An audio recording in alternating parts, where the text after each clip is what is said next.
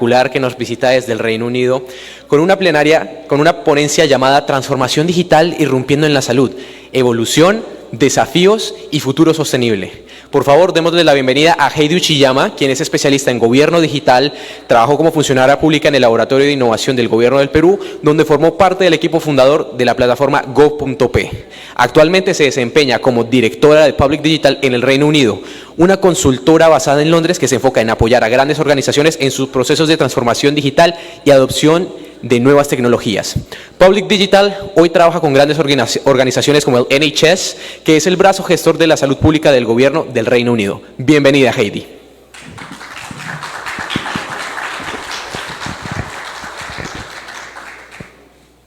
Hola, hola.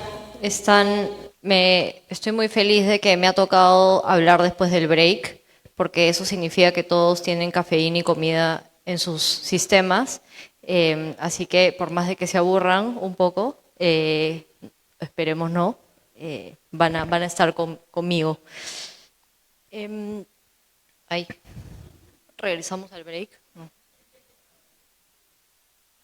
Listo.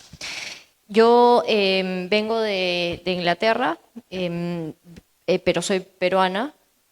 Trabajé en el gobierno hace como 6 años más o menos, y ahí empezó mi pasión por el sector público. Hoy en día soy directora en Public Digital. Public Digital es una organización de alrededor de 100 expertos en transformación digital. Y lo que nos caracteriza a todos es que, además de que usamos zapatillas para presentaciones formales, que nos apasiona mucho el sector público, nos apasiona mucho el impacto en la ciudadanía, y que todos tenemos heridas de guerra de haber intentado hacer innovación, de haber ayudado en procesos de transformación digital, y que hoy en día tratamos de trasladar un poco ese conocimiento a quienes nos lo permiten, que son nuestros clientes, en su mayoría gobiernos y empresas también del sector privado. La historia de Public Digital no la voy a contar, es bastante larga, pero lo que sí quiero resaltar es que los fundadores de Public Digital son quienes hicieron la transformación digital en el Reino Unido. Ellos lograron un ahorro de cerca de 4.000 millones de dólares a partir de la digitalización de servicios en UK. UK hoy en día es uno de los gobiernos que es la punta de lanza de transformación digital, o es visto como la punta de lanza de transformación digital a nivel mundial, y justamente todos esos conceptos los tratamos de trasladar a otras organizaciones del sector público. No soy doctora, no soy experta en salud, pero tengo varias heridas de guerra de digitalización, de tecnología y de innovación exitosa y trunca. Así que vengo a compartirles un poco de eso, además de que quiero canalizar a mi Chris Fleming interno, que ha sido el Chief Technology Officer de la aplicación del NHS. El NHS, por sus siglas en inglés, es el sistema, es la organización encargada de toda la salud pública del Reino Unido. Así que varios de los casos de los que voy a hablar son de allá. Y no voy a hablar sobre robots, no voy a hablar tampoco mucho sobre inteligencia artificial, pero sí voy a hablar sobre temas fundamentales para que esto pueda suceder. Pareciera que todos nos hemos puesto de acuerdo para hablar sobre lo mismo, para hablar sobre datos, para hablar sobre seres humanos, que finalmente es la clave para que la innovación funcione. Y esto, nuevamente, no nos pusimos de acuerdo, pero el doctor Venegas lo dijo también, el sector salud está fragmentado, está deshumanizado, y los ciudadanos alrededor del mundo, no a partir de la pandemia solamente, sino en general, confían cada vez menos en el sector salud. Esto se debe a que hemos perdido el foco en las necesidades de las personas. Hoy nos hemos centrado en generar eficiencias, nos hemos centrado en que todo opere mejor y nos hemos olvidado de para quiénes necesitamos que esto opere. Hay gente que toma decisiones que está muy desconectada de la gente que necesita que esas decisiones se tomen. ¿Cómo acortamos esa brecha? me pregunto yo siempre. Voy a contarles una historia cortita sobre una investigación que se hizo para un proyecto de adherencia farmacológica. Un grupo de investigadores querían entender por qué personas de la tercera edad no estaban tomando sus medicamentos. Y una de las cosas que ellos intuían era que los medicamentos eran complejos de abrir. Los frascos de medicamentos eran muy complejos de abrir. Fueron a la casa de una señora que vivía sola, tercera edad, y le preguntaron si tenía problemas para abrir su frasco de medicamento. La señora dijo, no tengo ningún problema para abrirlo, pero estaban un poco escépticos porque vieron sus manos y vieron que podía ser complicado. Entonces le pidieron a la señora que por favor les muestre cómo ella abría sus frascos de medicamentos. Y la señora sacó una cortadora de jamón y dijo, ¿ven? Es fácil. Esto no se sabe o no se conoce a través de una encuesta. Este tipo de información no se sabe y no se conoce a menos de que uno visite a las personas, esté inmersos en su realidad, en el día a día, y que entienda las necesidades más allá de lo que las personas dicen. La señora dijo, no, yo lo abro fácilmente, no tengo ningún problema, pero la realidad es otra.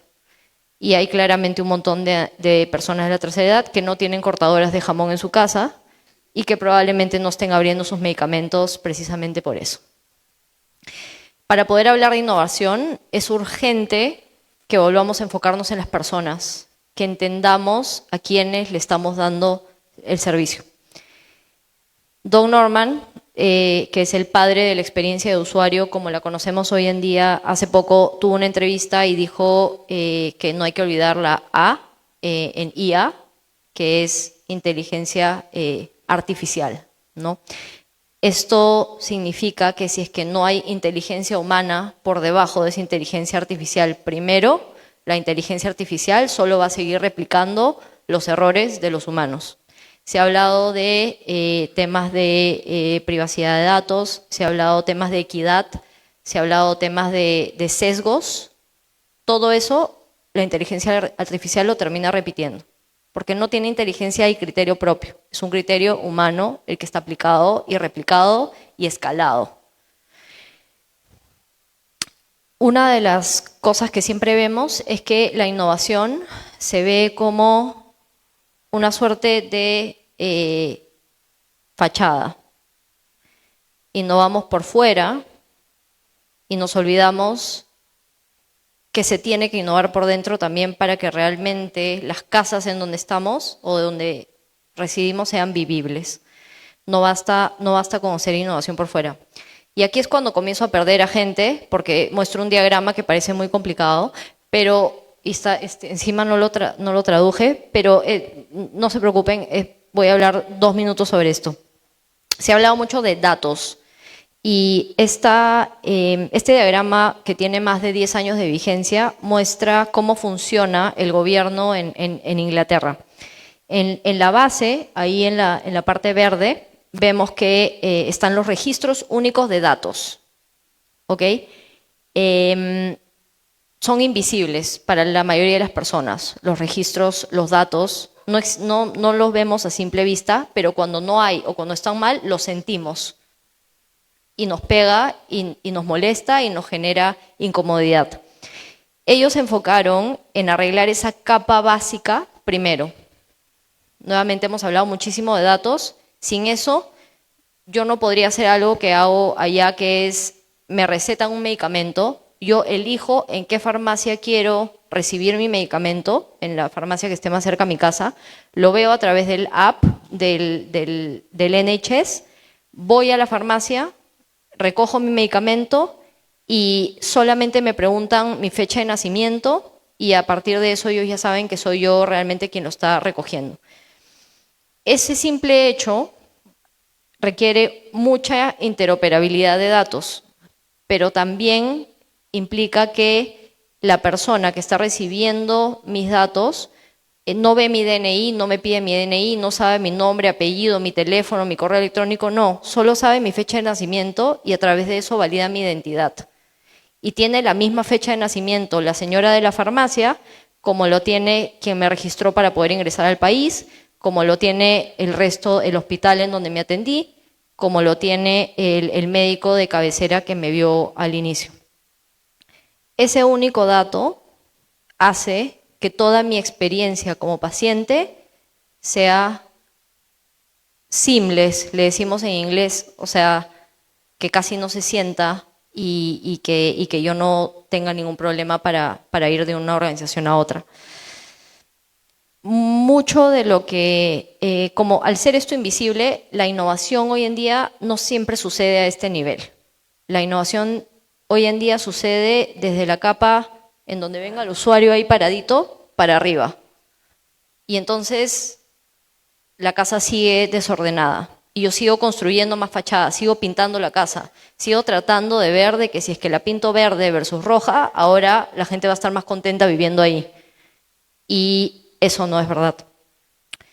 Nadie piensa en esto como innovación, porque nos han vendido la idea de innovación como algo que vislumbra y deslumbra y que tengo que lanzar con bombos y platillos y mucha gente me tiene que aplaudir. Y nadie está haciendo el trabajo duro de arreglar los fundamentos para yo poder lograr innovación. Sin esto no se puede hacer nada. Lo siguiente en lo que pensaron en ese entonces, que en 2010, fue en plataformas. Plataformas significa que yo voy a pensar en los usuarios, no solamente usuarios finales como los ciudadanos, sino como los servidores públicos que dan servicio a la ciudadanía. Si yo pienso en plataformas, entonces voy a pensar que mis usuarios, por ejemplo, un médico, alguien que atiende en primera línea en un hospital, también son usuarios. Y se ha hablado mucho de esto también. La innovación en el país hoy en día no está aquí tampoco, está más arriba nuevamente. Seguimos pintando la casa de diferentes colores. Allá se identificaron plataformas comunes, las llaman. Entonces se identificaron problemas que tenían instituciones del gobierno, el mismo problema que tienen todas las instituciones del gobierno y lo resolvieron una sola vez. Por ejemplo, tengo que notificar a un ciudadano para que realice un pago. Eso puede pasar desde un ministerio hasta una municipalidad. Esa plataforma que me permite hacer el pago, que es un componente tecnológico, no lo debería tener que replicar 20.000 veces, o 4.000 veces, o 40.000 veces. Creo que hay como 4.000 instituciones públicas en el país. Sin embargo, sucede. Y eso significa que yo estoy una y otra vez trabajando y resolviendo el mismo problema que ya otro resolvió en el gobierno. Así que ellos comenzaron a crear plataformas únicas. Dos súper exitosas fueron la plataforma de pagos y la plataforma de notificaciones. ¿Qué pasaría si, por ejemplo, en un hospital yo necesito hacer un pago porque por medicamentos o necesito hacer algún tipo de pago?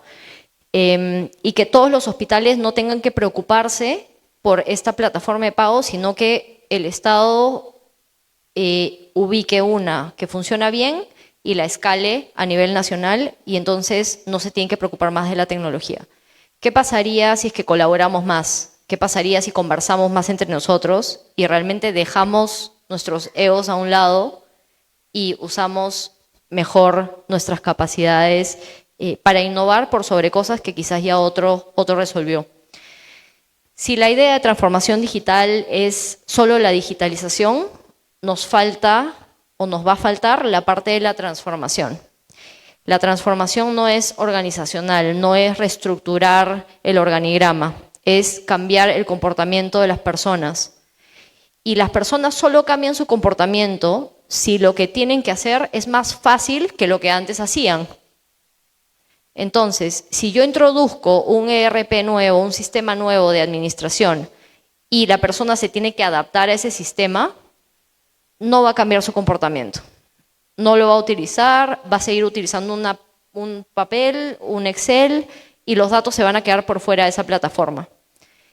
Entonces, colaboración, entendimiento de la experiencia de usuario y de cómo cómo ayudar a que esto funcione desde el personal médico. Esta es una imagen que me robé de uno de mis colegas, de un hospital. Tenemos problemas desde chiquitos hasta problemas grandes, pero todos se tienen que resolver empezando por algún lado. No podemos decir, esto es un monstruo que no se va a mover nunca, y voltearme y encontrar un problema mejor que resolver porque es más fácil. A veces los problemas que tenemos son tan profundos que una sola iniciativa no los va a resolver, pero si todo el mundo se voltea y dice, no, esto es muy difícil, nadie nunca lo va a resolver, eso sí. Problemas hay muchos y soluciones también. Hice una búsqueda rápida de innovación en salud en el país, digitalización, y encontré algunas iniciativas que yo creo todavía están en la capa superficial de las soluciones, ¿no? Tengo este dato, no tengo este otro, entonces tengo un aplicativo que solo te muestra este dato. Pero ¿es útil ese dato? ¿A la gente le importa ese dato? Por ejemplo, un aplicativo para registrarse al SIS. ¿Me descargaría un aplicativo solo para registrarme al SIS? ¿Qué otro valor me va a dar para yo descargarme ese aplicativo? Nuevamente, capa superficial. Y los problemas que tenemos son amplios, vastos y profundos. Las soluciones, como ven, no responden a los problemas que realmente tenemos. Varios de estos problemas tienen que ver con datos. Tienen que ver con otras cosas también, pero muchos se podrían resolver con datos. ¿Qué estamos resolviendo entonces? ¿En qué nos estamos enfocando? Es importante tener una visión integral de una persona, poniendo a la persona en el centro y los servicios que le podemos dar alrededor de esa persona. Quiero que levanten la mano los que, si es que tienen un dolor de estómago, se van al gastroenterólogo directamente y no consultan a un médico general. Gastroenterólogo, team médico general. Muy bien. Yo creo que aquí, a diferencia del resto del país, tenemos una muestra de gente que está muy alineada con cómo debe ser, cómo debe funcionar el sistema médico. Primero la atención primaria y posteriormente la atención especializada. El problema con el país es que mucha gente va directamente al gastroenterólogo y busca que el gastroenterólogo le atienda. Eso significa que alguien está asumiendo que su problema es estomacal. Está asumiendo, está haciendo el trabajo de la atención primaria y está asumiendo cosas y está trabando el sistema porque especialistas, gastroenterólogos, hay menos. Y entonces tenemos un problema ahí de funnel, ¿no? En Inglaterra, la mayoría de la atención primaria ocurre en un diámetro de 10 cuadras de tu casa. Entonces, tienen algo similar a una posta médica, pero se llama un GP practice, que es en donde hay médicos generales que te atienden y son como tu médico de cabecera. Entonces, si tú tienes algún problema, tú tienes que sí o sí pasar por ese médico general que luego te va a derivar a un especialista de ser necesario. La mayoría de los casos se atienden en esta instancia y de 307 millones de citas médicas en estos centros de salud primaria, solamente 96 millones pasan a atención especializada. Es un embudo, ¿cierto? Y está bien, porque así debería funcionar. Y la mayoría de la atención todavía sigue siendo cara a cara. O sea, sí, sabemos que hay videollamadas, sabemos que hay teléfonos, pero la gente busca aún ese contacto presencial, ¿no? Y sabemos que eso es clave en la salud. No existen datos acá claros que yo haya encontrado en mi búsqueda exhaustiva de datos, pero lo que me dice el IA de Google es que la población en el Perú tiende a buscar más médicos especialistas. No estoy muy de acuerdo con que es debido a que ofrecen tratamientos más complejos y especializados. La verdad es que no creo que sea específicamente por eso. Hay una percepción de que sí, pero esa es la realidad, ¿no? Y hay demanda por médicos generales para atención primaria en salud, pero la disponibilidad o la aparente disponibilidad es poca. Si la atención primaria estuviese más fortalecida en el país y los actores correctos se involucraran en el viaje del paciente en el momento correcto, entonces tendríamos mayor probabilidad de que en cada una de esas instancias haya oportunidades de innovar. Si es que todo está al revés o no hay una estructura que funcione, entonces la innovación no puede escalar de la manera en la que nos gustaría. Voy a utilizar este ejemplo de uno de mis colegas y se llama Accurex. La empresa es una startup que tiene una cultura organizacional muy centrada en las personas. De hecho, antes de la pandemia, Accurex se utilizaba en el 40% de los GPs, o sea, de los centros de medicina general en el país.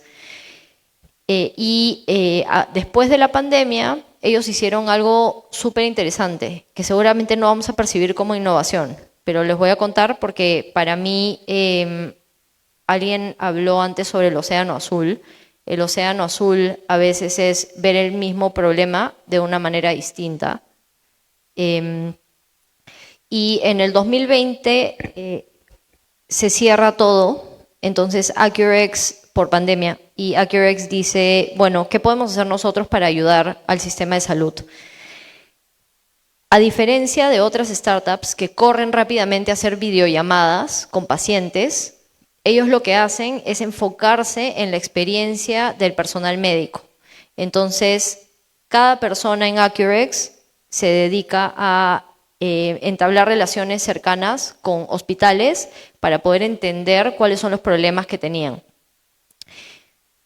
Es muy poco humilde decir que si es que yo creo una plataforma de videollamada, de pronto todos van a migrar a esa plataforma y van a dejar atrás lo que estaban usando antes. Ellos sabían que para que esta innovación sea útil, tenían que ellos integrarse al sistema de salud como hoy estaba construido.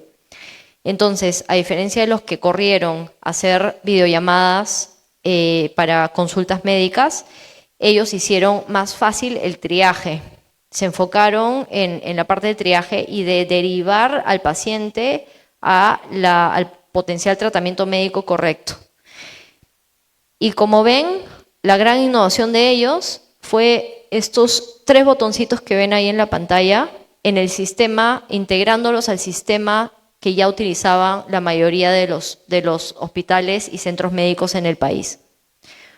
Hoy en día ellos están en 90% de los centros médicos del país y empezaron solamente con envío de SMS de paciente, de los médicos o el centro médico a los pacientes. Solo con SMS. Hoy en día tienen muchas más funcionalidades, pero se enfocaron en un problema común para muchas organizaciones públicas. Empezar con un problema y resolverlo bien es mejor que enterarnos de todos los problemas y tratar de resolver todos a la vez. Ellos se enfocaron en eso y a partir de ahí comenzaron a incluir más funcionalidades que les ayudaban, ojo, con la videollamada sí, pero sobre todo con la parte de triaje, que era una oportunidad que no atacaron otras startups. El crecimiento fue exponencial para ellos. Yo no sé por qué esta gráfica está tan pequeñita en la pantalla, perdón, pero ahí muestra un crecimiento exponencial, por si no lo ven. Otro ejemplo que voy a utilizar es el de Mendelian. Mendelian es una startup que utiliza inteligencia artificial para ayudar al sistema de salud, fortalecer el sistema de salud mediante la identificación de enfermedades raras. Entonces, ellos tienen la data del NHS y hacen data mining, hacen una revisión de toda la data para poder entender que si un individuo tiene síntoma A, ha sido diagnosticado de B y además tiene comportamiento C, puede ser que tenga una enfermedad rara. Y entonces ellos notifican a su centro de salud y le dicen, oye, por si acaso, paciente A puede ser que tenga esto. Mendelian entonces ha ayudado al NHS a mejorar la rapidez de diagnóstico de enfermedades raras, que antes tomaba más de 4 años en diagnosticarse, que tenían que pasar por más de 3 médicos y diferentes especialistas. Y hoy en día somos más proactivos. La innovación en medicina y bueno, en muchas otras industrias, de hecho, debería llevarnos a ser más proactivos con el paciente, no tener un sistema tan reactivo de salud. Entonces, todo lo que apunte a la proactividad, todo lo que apunte a antelarnos a las necesidades de las personas, tiene que tener data confiable por detrás, porque si no, esa proyección va a ser falsa. Entonces, ¿cómo reduzco la cantidad o el potencial de que mi diagnóstico sea bueno o sea malo? Es súper importante de ver como desde un punto de vista de datos.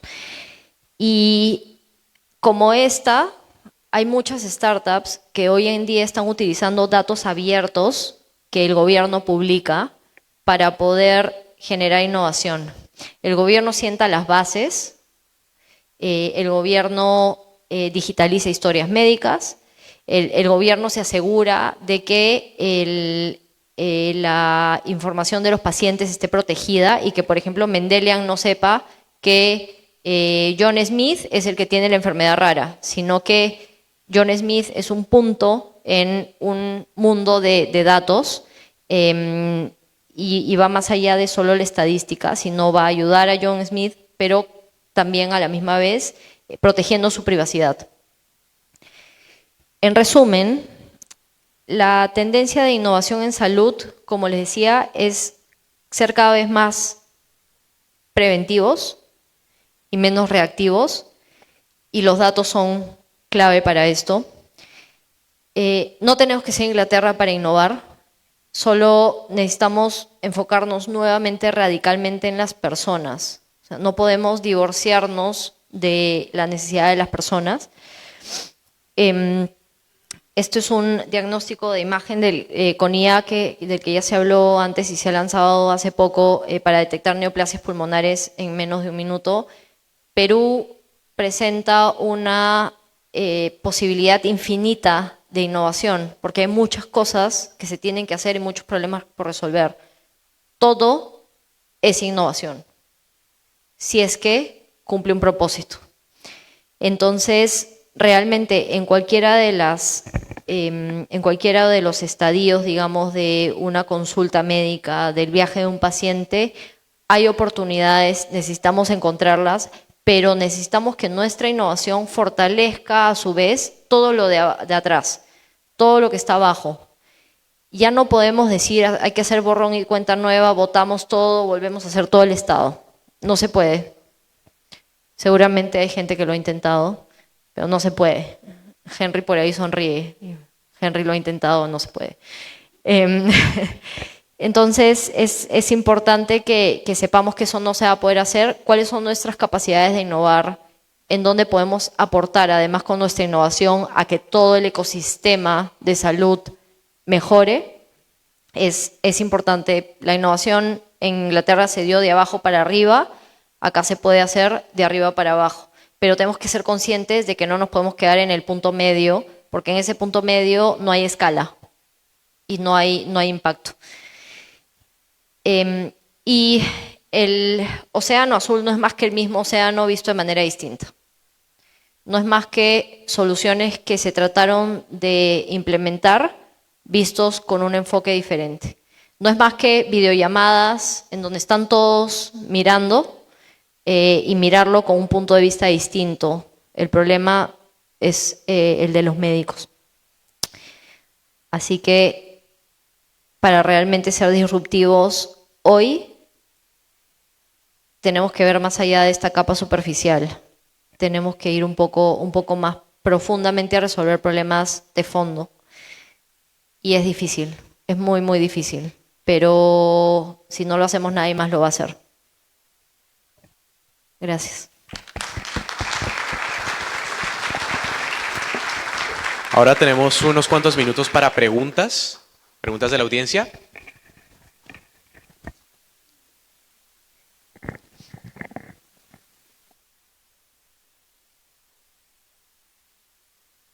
Muchas gracias.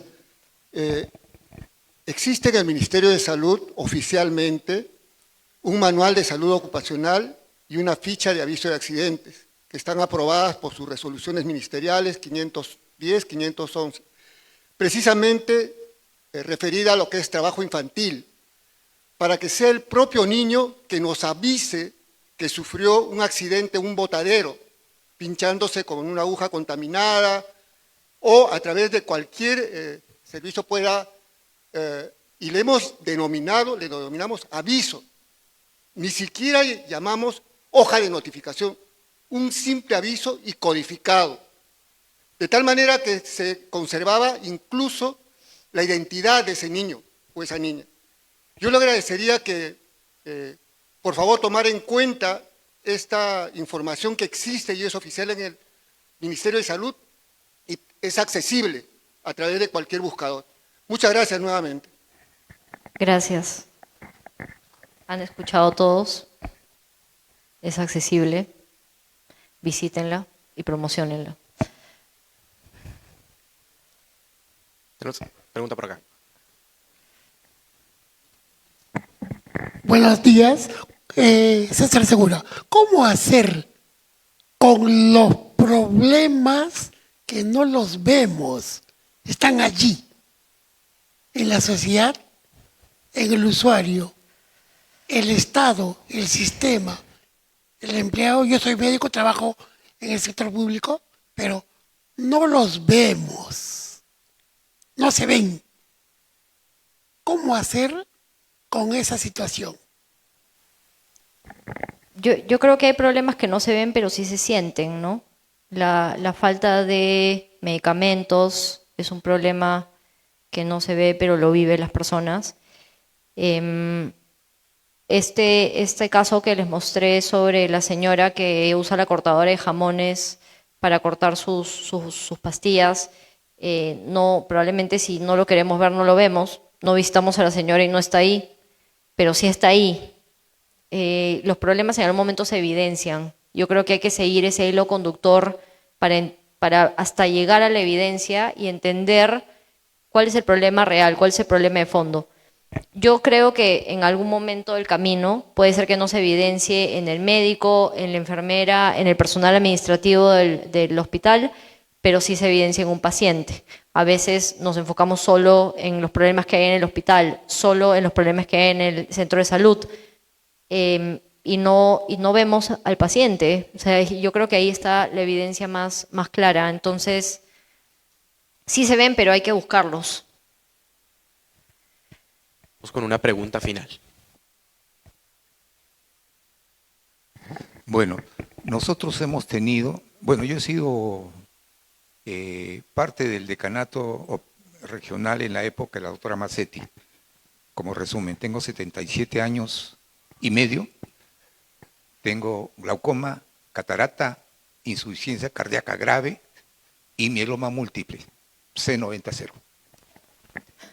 Tuve una hemiparálisis de D7 para abajo y ahora, como ven, salto y cada día estoy mejor. Soy impulsor de un nuevo enfoque médico que se llama ortotaxia, que realmente es un tratamiento traumatológico para la mente y para el cuerpo, y es antropo-cibernético. Voy a empezar a hacerlo conocer porque no quería que sea víctima de lucro. Mi pregunta es la siguiente. Nosotros hemos tenido la experiencia, yo lo hago porque a mí me parece que este es el enfoque teórico, de marco teórico, que permitiría entender todo el conjunto de lo que se ha dicho acá, donde estamos tratando de aterrizar en lo más concreto, confiando en la IA, que no es simplemente sino una etapa más de los niveles de comunicación. O sea, al principio eran guturales, señas, jeroglíficos, palabras, escrituras de un tipo, otro tipo, pictóricas, de gráficos, etcétera, etcétera. Vino la mecanografía, que todavía era libertaria, ¿no? Y habían cursos de mecanografía, ¿no? Después vino la computación, ¿no? Que todavía seguía siendo libertaria, pero no tanto desde que existieron las máquinas eléctricas, que fueron muy importantes para que los ingleses, precisamente donde usted está, descubrieron los códigos nazis y pudieran enfrentar mejor las cosas, que son los premonitorios de esto. Pero ahí terminó. Con la computación, todo lo que se hacía se registraba. Vietnam era capeado con computadoras en todas sus comunicaciones a partir de filtros iniciales. Estamos hablando de 1970. ¿Cómo será ahora?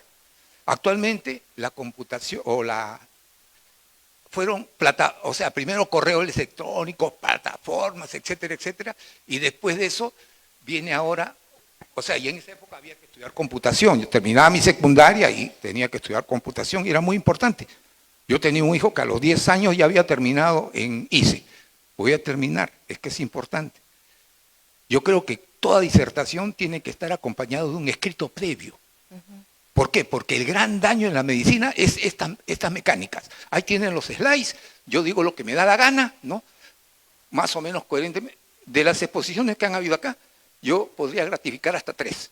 Porque las otras es lo mismo que hacen los estudiantes. Yo estoy en la universidad, he tenido oportunidad de entrar a la universidad, hacen lo mismo. Presentan un caso y y algunos hasta lo leen robóticamente.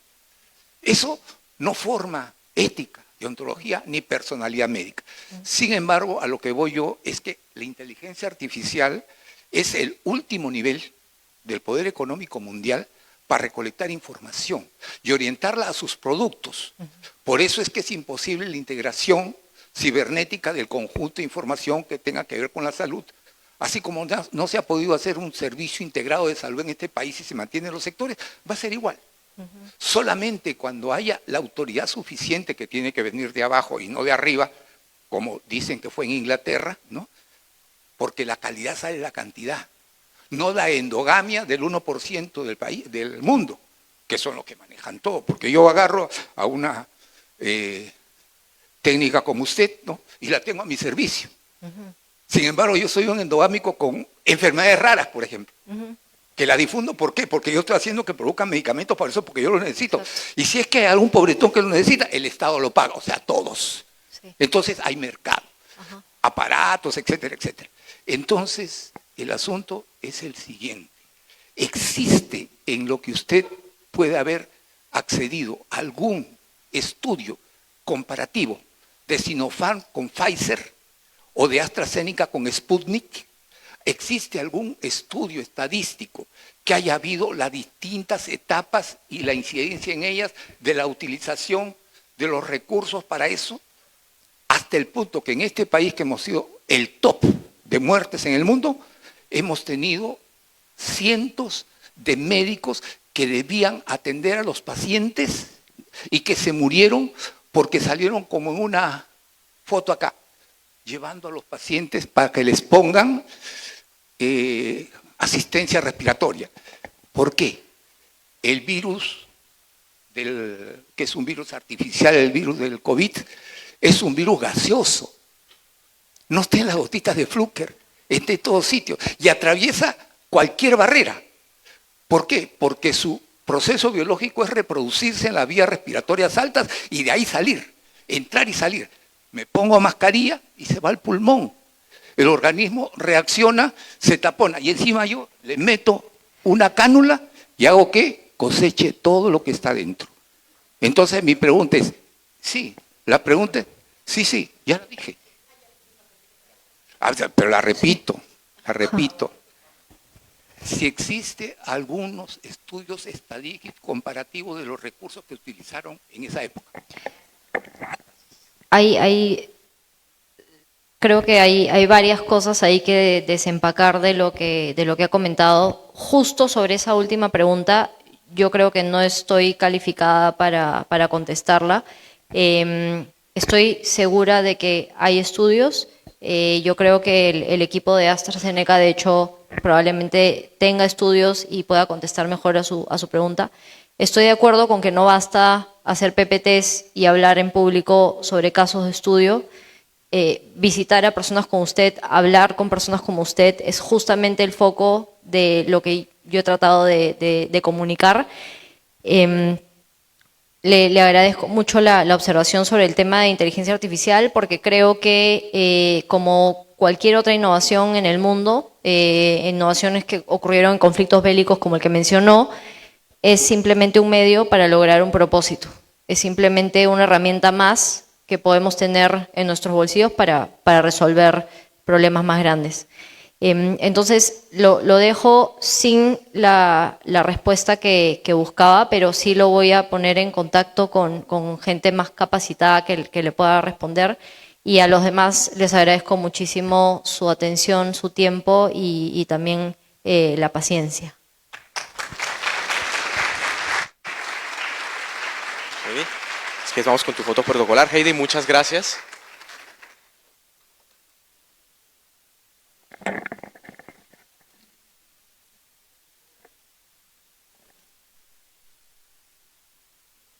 Les invitamos por favor nuevamente en el costado izquierdo superior, escanear el código QR y nos cuenten qué les pareció la plenaria de Heidi. Gracias, Heidi. Bueno, siguiendo con nuestra agenda del día, siguiendo hablando de temas de innovación en salud, de transformación digital, es muy curioso cómo muchas veces la innovación puede generar nuevos sinónimos. ¿Y qué tal si les hablo del distrito de Cordegana y de innovación? A primera, no les puede generar una correlación, pero justamente de eso va el siguiente panel, para el cual invitamos a Blythe Muro, gerente de Asuntos de Innovación y Gobierno para AstraZeneca. Bienvenida, Blythe.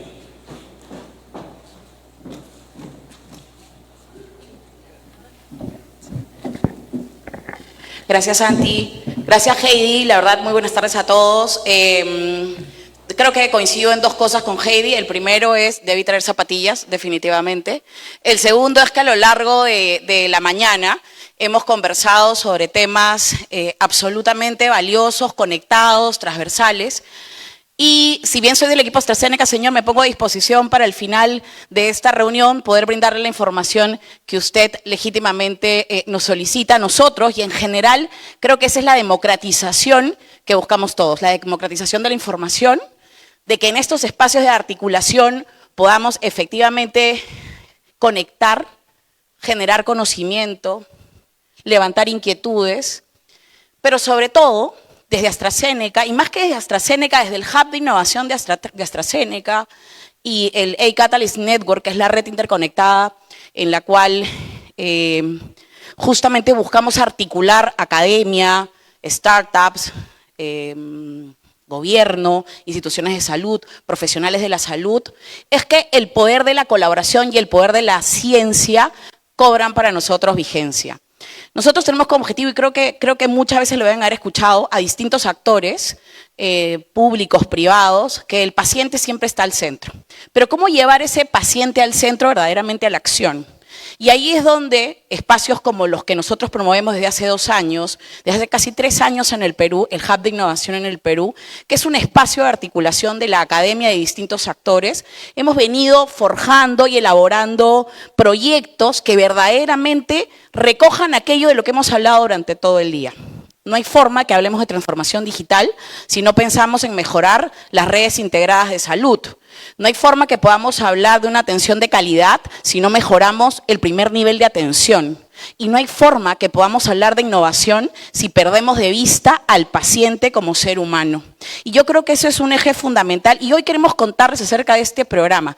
Este programa que se denomina Más Salud en Comunidad, y en el que recojo, y quiero recalcarlo primero, es el poder de la colaboración. Tenemos a 4 aliados que en unos minutos me van a acompañar aquí arriba. Tenemos a Pulso Salud, tenemos a ISPASAT, tenemos a Sistemas Analíticos, 3 compañías que, unidas a AstraZeneca y su Hub de Innovación, además del Gobierno Regional de Cajamarca, la Dirección Regional de Salud, que lamentablemente no nos ha podido acompañar hoy, demuestran la importancia del trabajo colaborativo de una forma en la cual, y creo que lo mencionaba Heidi hace unos minutos, la innovación no tiene que ser disruptiva, diferente, sorprendente, sino que puede ser la innovación desde el proceso, pero en el que el objetivo final pueda ayudar a impactar de verdad a un ciudadano. Hace no mucho escuchaba el ejemplo de la creación de las ruedas en las maletitas, las maletas con ruedas.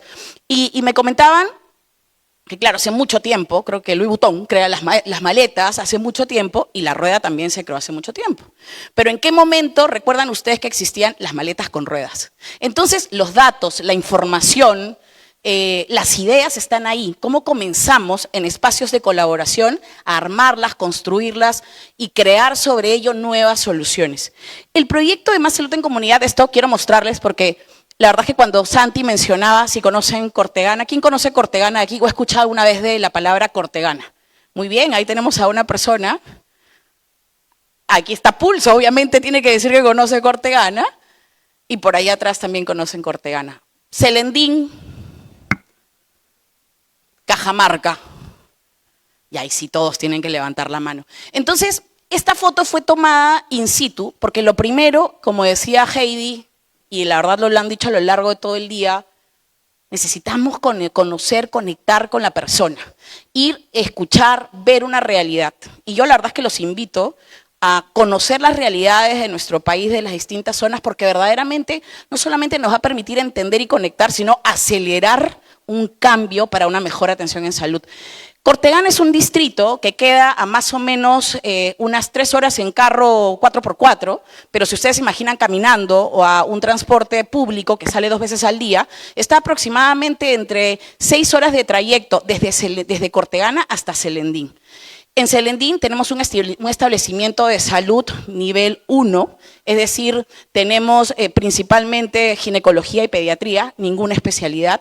Y si alguien necesita algún tipo de atención especializada, se tiene que movilizar hasta el Hospital Regional de Cajamarca, el Hospital Docente. El Hospital Docente es el único nivel 2 en el que tenemos especialidades y equipamiento para hacer diagnóstico, pero no más. Ese es el único hospital de ese nivel en todo Cajamarca. Cajamarca, 1.5 millones de personas, 40% de pobreza aproximadamente del país, la región más pobre de nuestro país, con canon minero, pero a pesar de eso, con 800 establecimientos de salud que no están conectados. Entonces, ¿en qué consiste nuestro proyecto? Nuestro proyecto hoy día, que no es un proyecto, y quiero empezar por ahí, no es un proyecto de responsabilidad social, es un proyecto que lo que busca es innovar en el proceso y de manera disruptiva mostrar que se puede hacer una cosa distinta, que efectivamente, lo mencionaba Víctor Suárez en la mañana, podemos llegar como en su momento, con cierto equipamiento y tecnología, hasta probablemente la capital de la región y quizás algunos de los distritos o provincias principales de las regiones. Pero ¿qué pasa con ese otro 30% de la población que vive en una zona vulnerable o que vive en una zona geográficamente dispersa como es el Perú? Entonces ahí es como hoy día este proyecto, específicamente en Cortegana, y ustedes dirán, claro, cambiar un modelo en un lugar no cambia el país. No. Necesitamos empezar por algo. Necesitamos empezar por algo para poder mostrar que esto se puede escalar y que puede ser sostenible. Y nosotros empezamos en Cortegana con un punto de atención remota en el cual justamente todos los aliados, y van a contar ahora su experiencia, pusimos conectividad, pusimos equipamiento digital, pusimos educación, pero sobre todo participó desde el momento el gobierno, el prestador del servicio de salud. La Dirección Regional de Salud de Cajamarca está, y estamos seguros porque después les contaremos, seguirá presente en la zona, ampliando sus servicios, conectando su red de telemedicina. Y hoy día, a un poblado de 7.000 personas, ¿correcto? Imagínense usted, y les quiero contar un casito que cuando estábamos ahí conversábamos, una mujer, y lo voy a hablar desde la sensibilidad de ser mujer, que quizá se encuentra un bultito en la mama, y que no sabe qué tan grave puede ser, porque 1, no recibió educación. 2, no conoce cuál es el problema, no ha llegado ahí probablemente el autocuidado, el autodiagnóstico. Y que tiene que decidir, porque en el punto de salud que la atiende en Cortegana no hay más que un profesional de la salud no especializado, no hay ningún equipamiento, tiene que decidir si ese día deja de vender en su tiendita, atender a su ganado, o cuidar de sus hijos, ¿correcto? Para movilizarse hasta ese primer nivel en Celendín, en donde tampoco va a tener a un especialista, probablemente, y en donde le digan que tiene que ir hasta el Hospital Regional de Cajamarca, otras 6 horas, hacer un gasto de bolsillo, quedarse ahí para ver cuándo le dan una cita, y quedarse en su comunidad en Cortegana. ¿Ustedes qué creen que va a pasar? ¿Qué creen que suele pasar? No va a ir. Por eso la alta mortalidad de muertes, la alta mortalidad de nuestro país por cáncer de mama, por ejemplo. Y probablemente además hay un subregistro de muchas de estas personas que no necesariamente alguna vez han tenido o han participado y por ende ni siquiera tienen una historia clínica. ¿Qué quiero decirles con esto? Si verdaderamente queremos hacer un trabajo de redes integradas de salud, si queremos efectivamente trabajar en la red primaria de atención, que creo que es, y lo decimos hace muchos años, he estado en el sector público también, la importancia y la necesidad de fortalecerla y trabajarla, entonces tenemos que pensar en ese paciente, en su realidad, y no podemos hacerlo desde procesos, desde marco normativo que no recojan lo que está ocurriendo en el campo. Y lo que queremos nosotros con este proyecto es eso, es poder mostrar que con conectividad, telemedicina, equipamiento, vamos a poder ayudar, contribuir al cierre de brechas, efectivamente, de infraestructura, porque Cortegana nunca tendrá un hospital, probablemente nunca tenga un laboratorio, por supuesto, y seguro que no tendrá un médico especialista de los pocos que tenemos en el país, además. Pero a través de ciertas herramientas de transformación, de digitalización, de conectividad, de educación, verdaderamente podemos cerrar esa brecha. Hasta la fecha, vamos 6 meses de proyecto. Tenemos más de 1.154 pacientes impactados que normalmente no hubieran accedido en el tiempo en la ruta del paciente en este proceso. 53 pacientes que fueron referidos y atendidos por especialidades. Más de 250 pacientes con hemograma completo. 255 placas radiográficas en general de todo el cuerpo. Y 12 pacientes con algún tipo de sospecha de enfermedad crónica, ya sea asma, asma grave, entre otras, que han sido derivados a especialistas debido a una espirometría. Entonces, por supuesto que se puede hacer el cambio. Aquí quiero invitarlos un poquito a Cajamarca, a Cortegana y al proyecto. En el Perú, muchas comunidades enfrentan grandes desafíos para acceder a servicios de salud debido a la distancia y la falta de infraestructura adecuada. Esto no debería ser una barrera para la salud. Creemos firmemente que una sociedad saludable comienza con un diagnóstico oportuno y acceso equitativo a la atención clínica.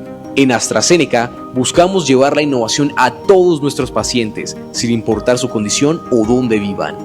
Por ello, llevamos meses trabajando activamente por la equidad en salud, en colaboración con la Dirección Regional de Salud de Cajamarca, ISPASAT, Pulso Salud y Sistemas Analíticos, dando inicio al programa Más Salud en Comunidad en Cajamarca, un proyecto que busca cerrar las brechas y desigualdades en salud de la región y beneficiar a su población implementando telemedicina de fácil manejo, radiografías de pecho, conectividad satelital, educación y soluciones de inteligencia artificial para el diagnóstico de enfermedades crónicas y oncológicas en el distrito de Cortegana y la ciudad de Celendín.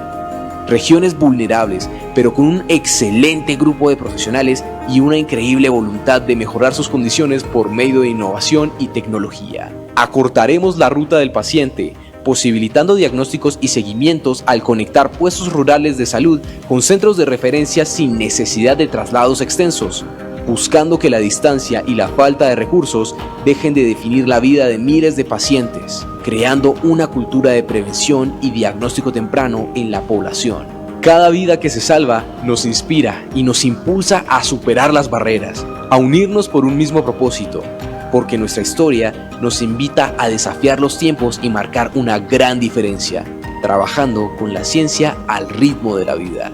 Esto es Más Salud en Comunidad. Bueno, y ahora quisiera invitar a Martín Olano, de Pulso Salud, y a Mariana Seijas, de Sistemas Analíticos, para que me acompañen rápidamente y podamos contarles la experiencia, porque creo que esto pasa por contarles que justamente esto no busca ser un proyecto de responsabilidad social. Venimos trabajando en este proyecto hace más de 1 año y medio. Eso implica que uno necesita un poquito de, y lo conversamos con distintas autoridades, tiene un poquito, por favor, acompáñenme, tiene que procesarse. Hay temores con el uso de tecnología, hay temores por parte de los profesionales. Sin embargo, creo que eso puede superarse. Llevamos más de 1 año y medio y hoy este proyecto ha sido reconocido por el gobierno regional de Cajamarca como un proyecto de inversión pública que va a ser financiado por inversión privada. ¿Qué nos permite esto? Yo creo que eso es un excelente paso, nos va a permitir darle sostenibilidad y escalabilidad. Martín, Mariana, justo conversábamos acerca de este espacio y conversábamos acerca de que aquí más que preparar preguntas es contar esa experiencia. Entonces, ¿qué le puede encontrar al público para invitarlo? ¿Por qué dos empresas prestigiosas en el país deciden participar de manera voluntaria, no generó ningún acuerdo necesario obligatorio para el gobierno, para poner prueba de concepto de algo que creemos que puede impactar? Mariana. Bueno, buenos días, buenas tardes. Un gusto estar aquí en nombre de Sistemas Analíticos. Yo creo que en un país donde el 3% del presupuesto de salud es destinado a la prevención y entre el 5 y el 10% a la detección temprana de enfermedades, es importante o es vital que el sector privado tome acción y sobre todo empresas del sector como nosotros para liderar iniciativas como esta que buscan democratizar el acceso a la salud. Este proyecto nos ha permitido y ha sido sumamente enriquecedor conocer la realidad de miles de peruanos, poder empatizar con esa realidad y colaborar o contribuir con un granito de arena a poder cambiarla. Realmente estamos súper contentos de que AstraZeneca haya podido sentarnos en una misma mesa sector público y privado, que tienen esta gran función de articular y fomentar el trabajo colaborativo, que creo que es vital para un crecimiento sostenible, ¿no? Si cada uno empuja desde su lado, podemos avanzar sin duda, sin embargo no va a ser un cambio sostenible y no va a generar el impacto que esperamos en la comunidad y en la sociedad. Así que para nosotros ha sido muy lindo coincidir con empresas como Pulso, como Hispasat, como AstraZeneca, y unir nuestros propósitos y impulsar este fin común que es impactar en la vida y transformar la vida de las personas. Muchas gracias, Mariana. Y creo que mencionas algo importante. En realidad, nosotros tenemos el apoyo del Ministerio de Salud en este proyecto, del Gobierno Regional de Cajamarca, de las direcciones regionales de salud, y creo que eso demuestra la confianza y la transparencia. Martín, venimos conversando de esto hace más de un año. Confianza, transparencia, colaboración, prevención. ¿Qué te suena de todo esto en todo este tiempo? Muchas gracias, Blay, por la invitación y buenas tardes con todos para contarles un poquito sobre Pulso y por qué estamos acá. Me gustaría contarles que Pulso quiere hacer una transformación en el sistema de salud, complementar al sistema de salud, no esperar que las personas se enfermen para actuar, ¿no? Entonces, nuestro propósito es hacer prevención a escala para ayudar a millones de personas y eso es un poco lo que nos une a este gran proyecto de cómo nacimos nosotros. Nacimos hace ya 15 años, pero hace 5 o 6 años empezamos con nuestra transformación digital, donde empezamos con una placa haciéndola digital.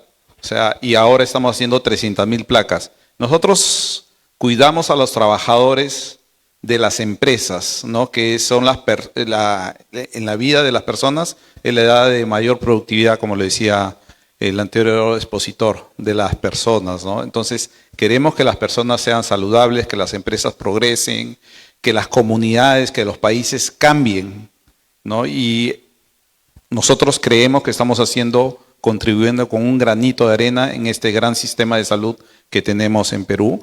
Cada vez estamos mejorando, como le digo, hace 5 años hicimos una placa, empezamos a hacer nuestra primera placa digital y ahora hacemos 300,000 placas por año. Y es ahí donde vemos que el acceso a la salud preventiva se estaba dando a través de las empresas. Y esto nos motivó, ¿por qué no democratizar el acceso a la salud preventiva para personas que no tengan acceso, como personas en Cortegana, una población de 7,000 personas, que para llegar a un centro de salud se va a tomar entre 12 horas, y la idea es poder hacer esto de una forma escalable, que sea realmente a bajo costo, accesible. Y creo que la tecnología, sea IA, sea telemedicina, va a ayudar a este sistema. Y para nosotros, como lo vengo diciendo, el propósito de este proyecto es que las personas, todas las personas en el Perú, y no solo en Perú, en Latinoamérica, tengan acceso a salud preventiva. Y es ahí que el trabajo con AstraZeneca para nosotros es súper importante, de que esto no solo se mantenga en Cortegana, donde nosotros confiamos en que este piloto no venía por responsabilidad social, sino de hacer una prueba de que se puede hacer prevención a escala en comunidades rurales y que tanto lo necesitan las personas en nuestros países. Y creo que el país está avanzando. Ejemplos de lo que estamos haciendo, este piloto en una comunidad rural de 7,000 personas, donde hayamos testeado preventivamente a 1,000 personas, el 20% de la población, es realmente un gran proyecto para seguir replicándolo, y eso es lo que queremos. Y estamos acá para que esto se vuelva realidad y sea un modelo no solo de Perú, sino, como le digo, Latinoamérica y a escala global. Y hablabas de prevención, ¿no? Entonces, pasar de esta mirada de una salud recuperativa a una salud preventiva, en realidad.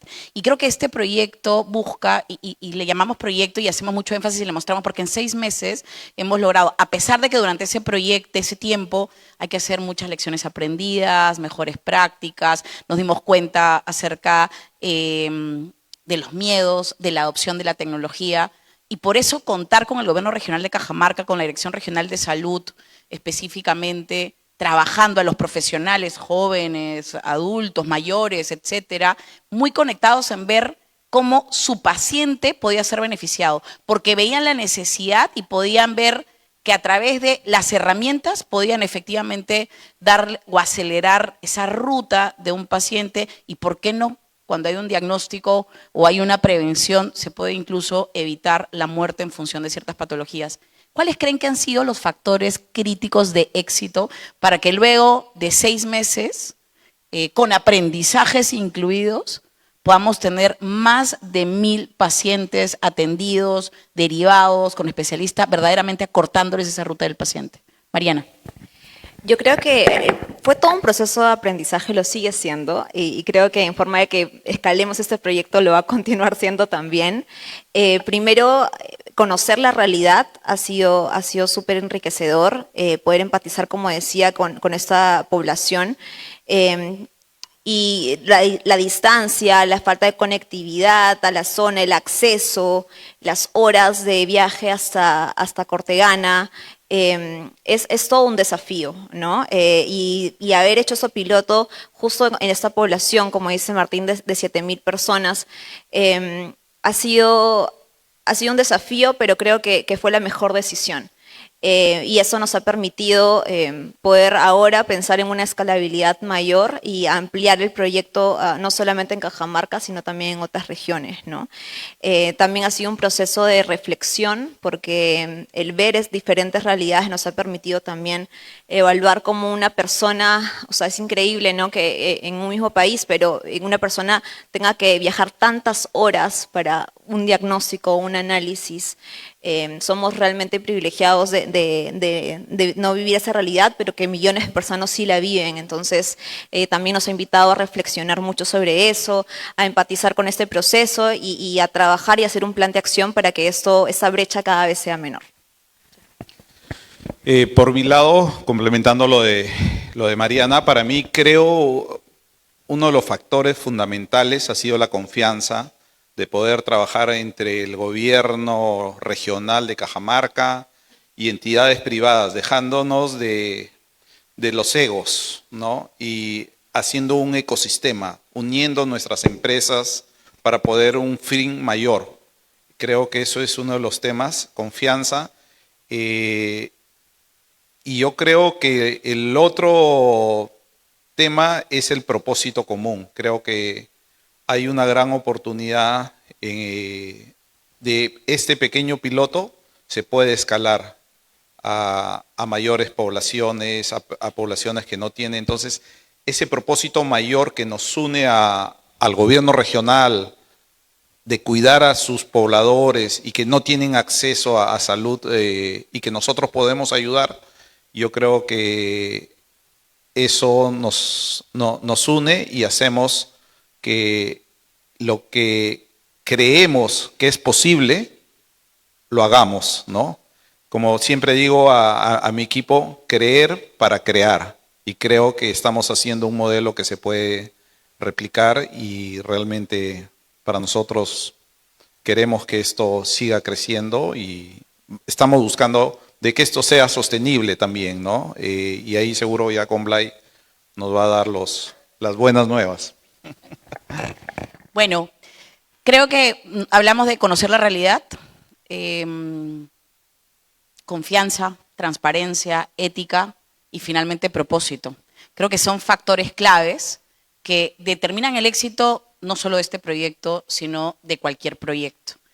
Como les mencionaba, nosotros vamos a proceder a financiar este proyecto a través de obras por impuestos y esto es una invitación para todos los que están presentes, para todos los que nos miran a través del streaming, para aquellos que vean este video otro día, para que nos busquen y podamos seguir construyendo esta realidad. ¿Qué mejor que trabajar obras por impuestos en base a la responsabilidad que tienen las compañías? Que como dice Mariana, creo que este no es un trabajo solo del gobierno. Mejorar la salud de nuestro país empieza por educarnos nosotros, por hacer una salud preventiva, pero también de contribuir con las empresas, contribuir con el gobierno para ayudar a cerrar esas brechas. La salud es tarea de todos al final, de todos nosotros, porque como mencionaba, pacientes podemos ser todos. Entonces yo los invito a estar atentos acerca de ese tipo de proyectos, venimos difundiéndolo, puede ser replicado en cualquier región, tenemos regiones que requieren cerrar brechas de manera urgente.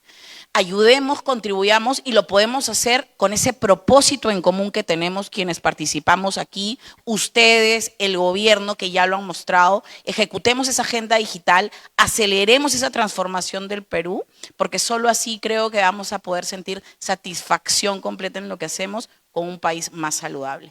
Entonces, nada, les agradezco enormemente, les agradezco, además Ispasat no nos acompaña aquí, agradezco la participación de todos los actores, al Gobierno Regional de Cajamarca, y estoy segura que este es solo un ejemplo de lo que se puede hacer con transformación, transformándonos nosotros mismos como empresas, como país, haciendo esa transformación digital, traer un poco de innovación, ideas disruptivas, pero sobre todo promover el poder de la colaboración. Así que muchísimas gracias por escuchar esto, los invitamos a seguirnos con este tema.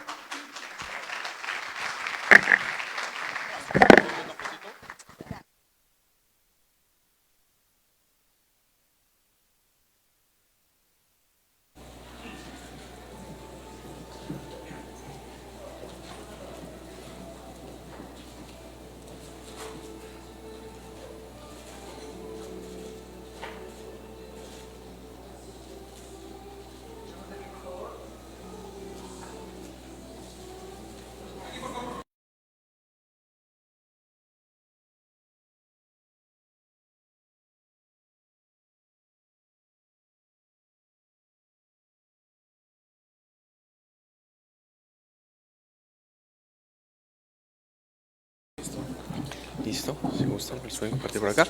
Listo, agradecemos ampliamente Mariana, Martín, Blythe, por este gran panel y esta gran experiencia que se viene viviendo en Cortegana, en Cajamarca, en Selendí, Maños del Inca y demás. Ahora vamos con el panel final del día. Tenemos el placer de compartirles un panel que ha organizado justamente nuestros aliados de Pulso Salud con invitados, grandes invitados internacionales. Entonces, por favor, démosles la bienvenida a Ana María Llerena, embajadora de marca de Pulso Salud, Karen Martínez, jefe de innovación de Pulso Salud, Luis Santiago, CEO y co-founder de Pegasi, y Carolina Guajardo, CEO de GoMind Wellbeing Solutions Hub. Bienvenidos.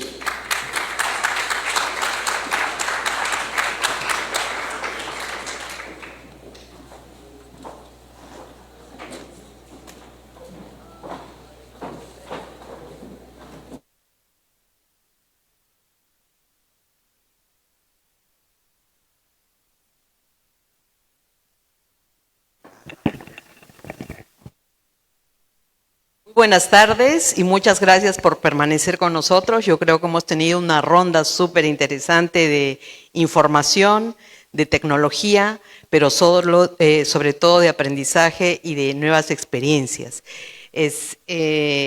A través de estas experiencias es que nosotros queremos entender cómo la inteligencia artificial y el manejo de datos están cambiando la forma de que entendemos el tema de la prevención, el bienestar y en general el acceso a la salud de las personas.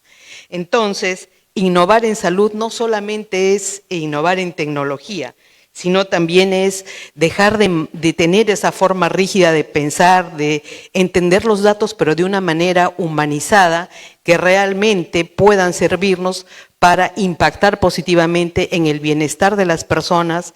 Y nosotros también trabajamos mucho con el bienestar de los trabajadores, que es una fuente importante en las actividades del país.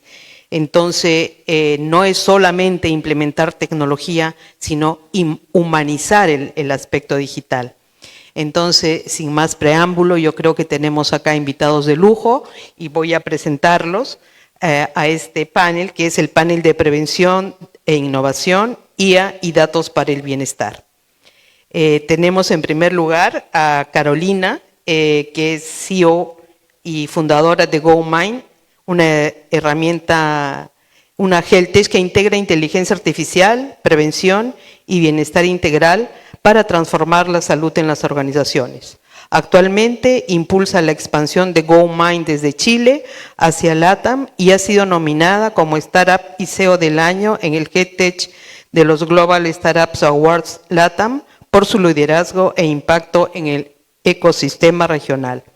También nos acompaña Luis Santiago, CEO y co-founder de Pegasi, que es una plataforma digital que acelera el diagnóstico y tratamiento de enfermedades crónicas complejas mediante inteligencia artificial y gestión avanzada de datos clínicos en 6 países de América Latina. Pegasi fue recientemente premiada por la Fundación MAFRE a la Innovación Social 2025 y Luis ha sido reconocido como Young Leader of the Americas por el Departamento de Estado de los Estados Unidos y como uno de los innovadores Under 35 Latinoamérica por MIT Technology Review.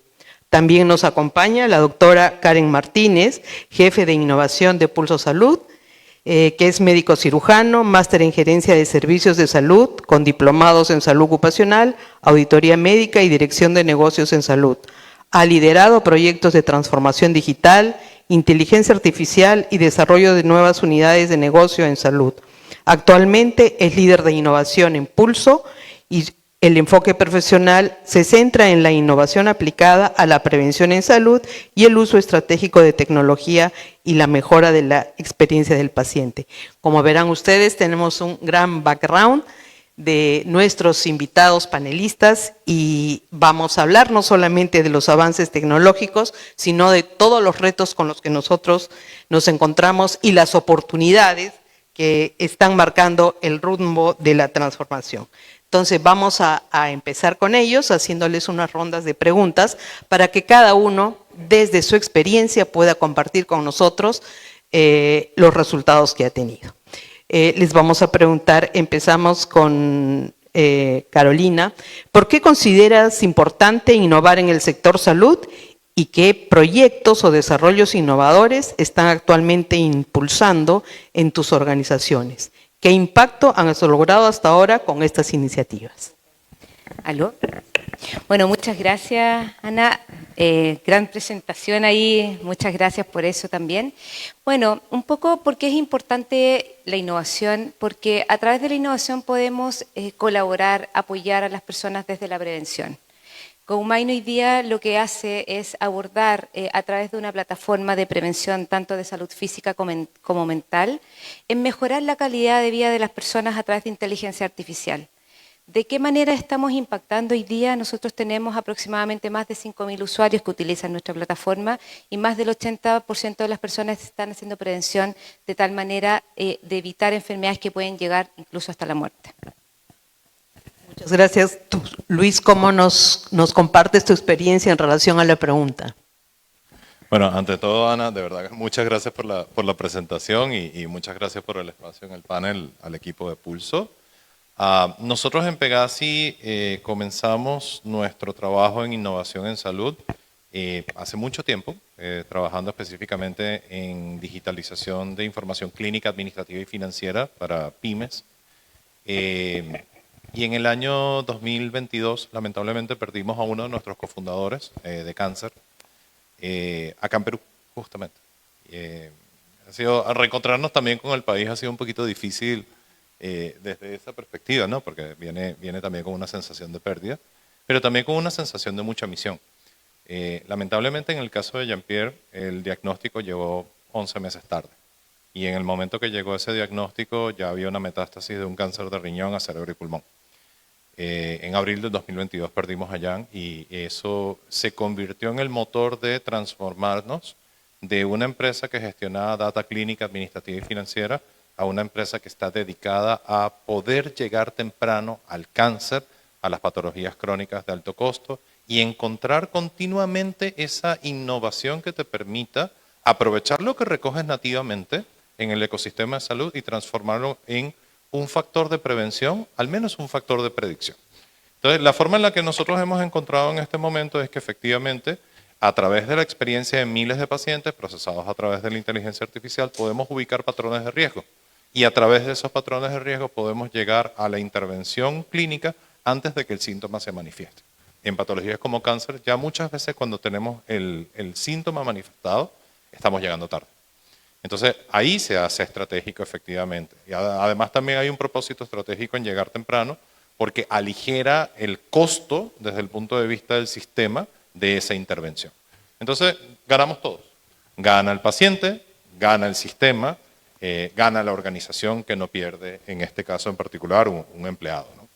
Entonces, nosotros nos hemos enfocado mucho desde la perspectiva de innovación en estas estrategias y me encantó muchísimo la presentación de Heidi, en la que justamente primero tenemos que lograr esa base, que es una estandarización de datos, y esa base que es esas unidades chicas funcionales iniciales, poderlas establecer para que todos nos conectemos y de ahí construyamos innovación. Y yo creo que justamente nosotros en Pegasi pues nos hemos enfocado en esta etapa inicial a esta estandarización inicial y sobre eso construir patrones que nos permitan hacer esa disrupción y que no nos pasen cosas como la que nos pasó con Jan, que llegamos tan tarde a ese diagnóstico. Muchas gracias. Y Karen, desde el punto de vista ya de médico, desde el punto de vista de la intervención de salud, ¿cómo ves estas nuevas iniciativas? ¿Cómo crees cuáles serían las experiencias que tú has visto de poder encajar con todos estos nuevos desarrollos? Muchas gracias, doctora, por la pregunta. Gracias por la invitación. Y yo quisiera empezar recordando lo que han mencionado las ponencias anteriores. La innovación no solo se hace con tecnología, es este pensamiento fuera de la caja. Y desde Pulso Salud siempre vemos que el pilar inicial para hacer innovación es la prevención. Nosotros somos una clínica ocupacional y de hecho temprano hemos tenido un desayuno de innovación y hablábamos esto tan importante con todos los médicos ocupacionales que hay hoy en día. Dejemos de ver la salud ocupacional como algo normativo. Usemos la salud ocupacional para que sea este eje estratégico para hacer prevención en salud en el Perú. Entonces, partiendo de todo ello, estamos trabajando y agradecemos bastante al Estado. Tenemos un cofinanciamiento con Proinnovate en el cual estamos haciendo diferentes desafíos y bueno, mencionaré algunos que son súper importantes. Tuvimos una pandemia hace muy poco y ahora se habla de la siguiente pandemia, ¿no? La salud mental, algo súper importante. Y por eso, bueno, acá en compañía de Carolina estamos desarrollando plataformas con inteligencia artificial para poder detectar todos estos problemas de salud mental que estén dirigidos a trastornos de sueño, al tema de fatiga y somnolencia, que es algo súper crítico hoy en día y que se habla mucho a nivel de empresa. También estamos trabajando con Luis de Pegasi el tema de este gemelo digital, ¿no? O sea, cómo podemos lograr hacer que las personas se involucren por su salud, que no vayan solamente cuando me siento mal, sino que ya tengan esa intención de involucrarse. Estamos creando gemelos digitales para que puedan manipular y conocer el estado de salud. El examen médico es súper rico en data, la data es súper importante, pero tenemos que saber usarla para el bien. Entonces, para eso estamos trabajando en conjunto y estamos poniendo este granito de arena que temprano mencionaba Martín para poder hacer prevención en el Perú. Muchas gracias. Efectivamente, ¿no? Nosotros consideramos que el examen médico contiene una cantidad de información valiosa y que con todos estos nuevos avances y con todas estas nuevas colaboraciones que nosotros tenemos ahora, podemos enriquecerla más aún, ¿no? Desde el punto de vista inclusive genético, ¿no? Yo podría tener la probabilidad de predecir si voy a tener algún tipo de aversión al riesgo, de algún tipo de problema de fatiga y somnolencia, si tengo alguna predisposición para alguna enfermedad crónica. Entonces, eso es lo que nosotros queremos, ¿no? Queremos adelantarnos a que sucedan los hechos y podamos prevenir de manera efectiva y eficiente todos estos problemas. Entonces, vamos con una segunda pregunta para nuestros 3 panelistas, y que es la siguiente, ¿no? Sabemos que innovar en el sector salud conlleva a múltiples desafíos. Entonces, ¿qué barreras han enfrentado al impulsar soluciones innovadoras y cómo las han abordado? Además, tenemos que considerar que la tecnología avanza rápidamente. ¿Cómo están ustedes integrando las herramientas como la inteligencia artificial y el análisis de datos para que realmente contribuyan al bienestar y la prevención? Carolina. Bueno, es súper cierto lo que dices, hay una tremenda barrera. Hoy día las personas no están al 100% disponible y por lo tanto cómo estamos abordándolo es de alguna manera escuchando cuáles son realmente las necesidades y desde ahí poder responder a la problemática que tienen. Y en ese aspecto nosotros como GoMind, si bien es cierto ocupamos tecnología, también nos acercamos de una manera distinta, de tal manera de que las personas puedan transmitir cuáles son las necesidades y desde ahí poder acompañarlos en ese viaje. ¿Y cuál era la otra pregunta? Había muchas preguntas entre tantas cosas. Considerando el rápido avance tecnológico, ¿cómo integran las herramientas, no? Sí, ahí vamos en el fondo avanzando en función de lo que vamos viendo como resultado. Y una de las cosas que sí como innovadores y como más que innovadores como startup y que estamos permanentemente mirando qué es lo que está pasando, nos estamos preocupando siempre más que de la solución del problema, de resolver la problemática. Entonces, desde ahí vamos buscando las mejores herramientas para poder entregárselas finalmente a las personas y usuarios.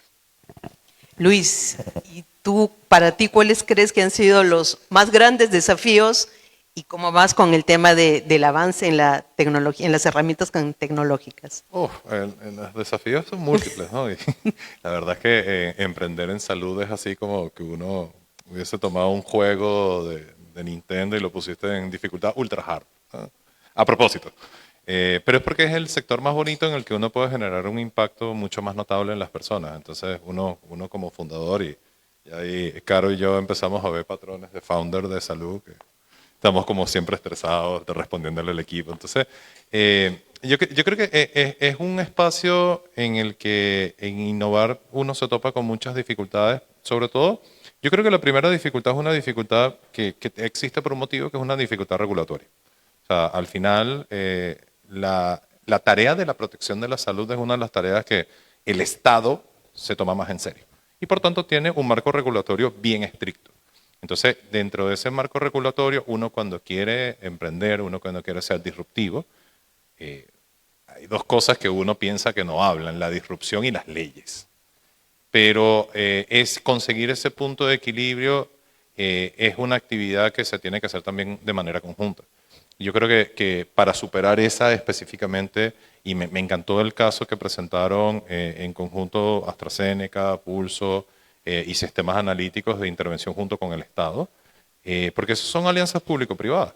Las grandes tesis de innovación en salud de los últimos 30 años, tecnológicamente hablando, son innovaciones que se dan con alianzas público-privadas.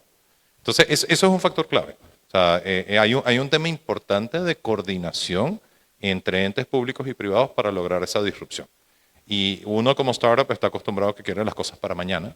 Esto va a tomar un poco más de tiempo, pero se puede. O sea, y al final esas alianzas ocurren y hay casos tan bonitos como el que veíamos anteriormente, ¿no? Yo creo que ese tema, el tema del factor regulatorio es uno importante. Y el segundo, yo creo que justamente como tenemos digamos, esta capa regulatoria, también hay una resistencia de los centros de salud, sobre todo desde el punto de vista público, de incorporar tecnología. Y esa resistencia también es natural, nadie se quiere meter en un problema de gratis.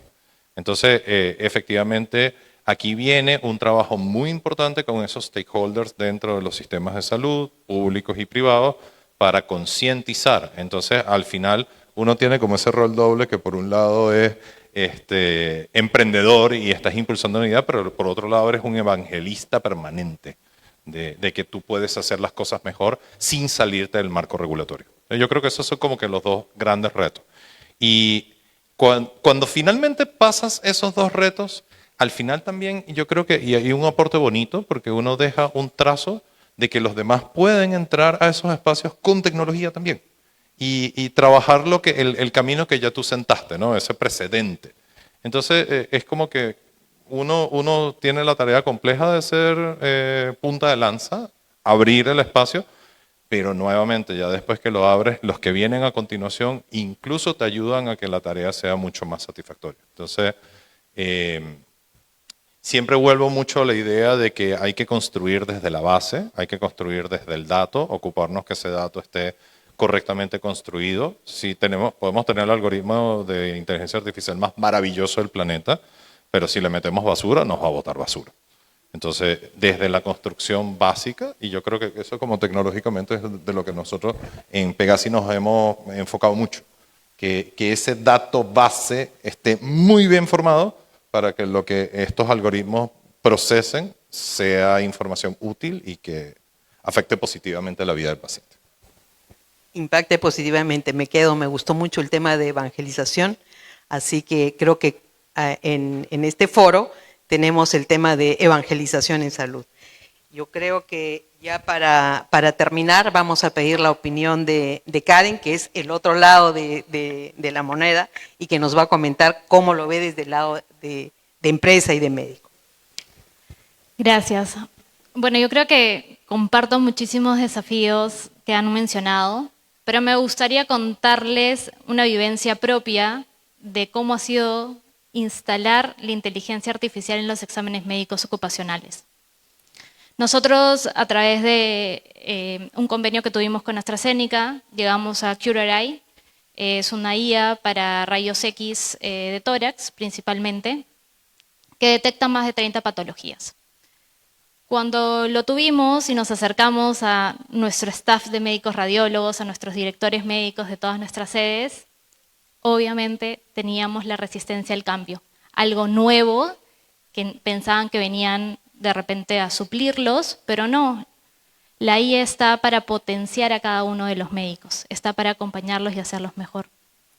Entonces, en esta resistencia hicimos pruebas, mucho tiene que ver el tema de cultura e innovación, y al comienzo esta IA tenía errores. Esta IA en realidad tenía tantos errores que el médico tenía razón en decirnos no funciona. Tanto así que de la India vinieron para ver qué estaba sucediendo, porque Cure.ai es de la India.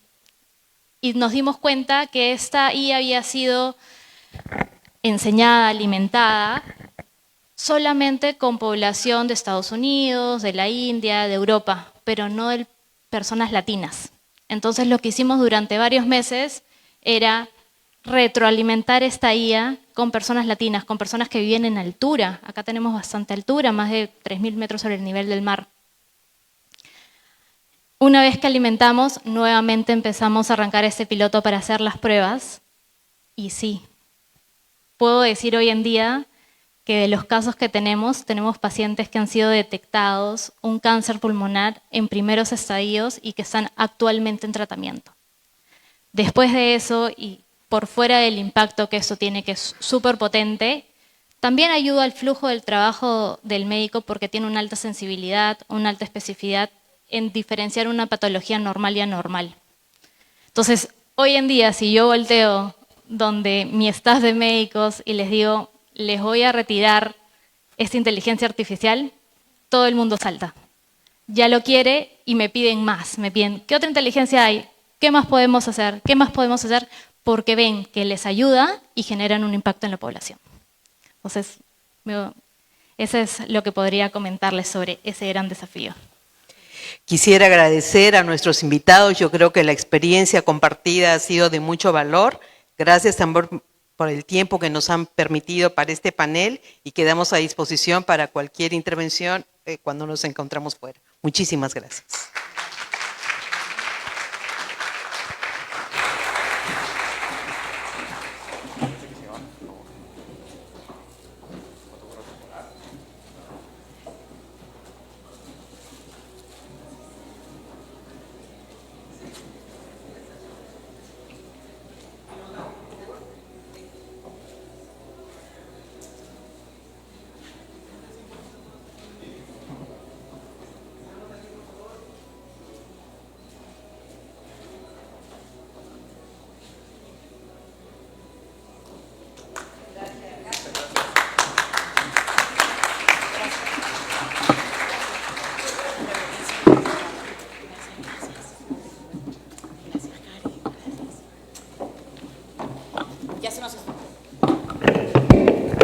Bueno, ya se nos están yendo, nada más queremos agradecerles. Creo que el día de hoy ha sido un espacio de verdad realmente productivo. Ha sido un espacio de intercambio de conocimiento, ha sido un espacio de crear nuevas redes, justamente de ese efecto de networking, de colaboración. Entonces, mi única invitación es el poder de la colaboración y el poder de la ciencia, de lo que la ciencia puede hacer. Creo que son los ejes fundamentales para nuestros pasos siguientes. Nos encontramos en las siguientes actividades del año en innovación y, por supuesto, nos encontramos el próximo año en la Semana de Innovación 2026. Gracias a todos. Les agradecemos. Antes de que se vayan, por favor, tenemos un break final para que puedan ir acá a la muestra comercial. No se vayan porque tenemos a las 2 p.m. un taller de Design Thinking de Coco, va a ser en el aula 1, lo pueden encontrar a mano derecha en la entrada. Entonces nada, nuevamente agradecemos un montón su asistencia y que tengan excelente resto de tarde. Gracias.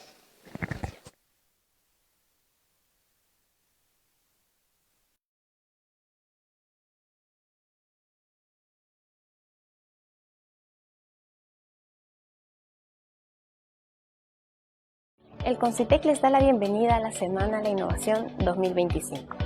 Estos días celebraremos la innovación, la ciencia y la tecnología como motores del desarrollo sostenible del Perú. Innovar no solo es una opción, es un compromiso con el futuro. En este espacio compartiremos ideas, experiencias y casos inspiradores de todo el país. Desde Lima hasta las regiones, desde los laboratorios hasta las comunidades. La innovación está viva y se multiplica. La innovación empieza con una pregunta: ¿cómo mejorar la vida de nuestras comunidades? ¿Cómo responder a desafíos globales desde nuestro propio territorio? Soy parte de una generación que cree en el poder de la ciencia, tecnología e innovación para transformar realidades. Hoy más que nunca debemos sumar esfuerzos. Desde el sector productivo, vemos en la innovación una oportunidad para crecer con valor agregado. Vincularnos con la academia, con sus investigadores y con las políticas públicas nos permite desarrollar soluciones reales y sostenibles. La innovación es más que tecnología, es trabajo en equipo, visión y compromiso. Necesitamos innovar con propósito y con impacto. Acompáñennos a esta celebración y sean bienvenidos a la Semana de Innovación 2025. Innovación que transforma el Perú.